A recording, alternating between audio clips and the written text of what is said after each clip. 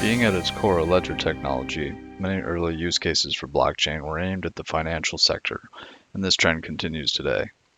Large banks have moved from blockchain enabling back office functions to establishing their own interpayment networks and releasing their own cryptocurrency coins. Even the possibility of central banks moving sovereign currencies to blockchain is being actively explored. One other area of the finance sector that poses a particularly interesting potential use case for blockchain is the so-called over-the-counter market, or OTC. It will be helpful to have a reference point for understanding OTC in its current form, as it's a less publicized area of the market. OTC is essentially an alternative to operating on a centralized exchange.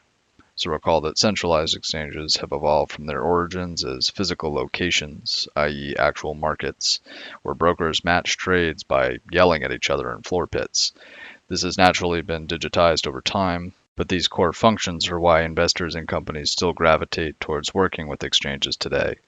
They provide order matching between buyers and sellers, help establish a market price, what you see for a ticker on the TV or your phone, and help provide liquidity, ensuring that each buyer always can find a seller and vice versa, frequently by holding large stockpiles of assets with what are called market makers. However, there are various assets and market participants that don't always fit well into this system, whether because of a very limited supply or because the arrangements are more customized and complex than the products on exchanges or for various other reasons. Since these products can't be found on centralized exchanges, they are bought and sold on the OTC market. Additionally, as it stands today, there are many layers of intermediaries between exchanges and end investors, if you've ever worked with a stockbroker, for example, all of whom generally charge fees for this access to the market, and the exchanges themselves also charge extensive fees. So these market services come at an arguably high cost, as much of them have long since been automated. So these OTC networks are, interestingly, already operating on a peer-to-peer basis. Trades are conducted via custom trading platforms, which yes is a form of intermediation, or even over the phone. Settlements are handled directly between parties, with all the associated incurred hours and costs for verification.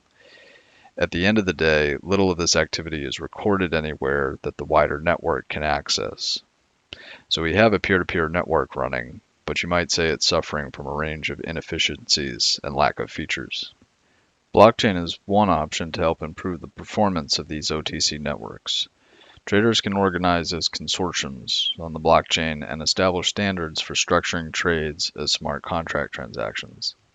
Settlement services from banks and other institutions can automate closings, and trade history can be retained on the ledger, providing investors valuable historical data on which to base future trade decisions.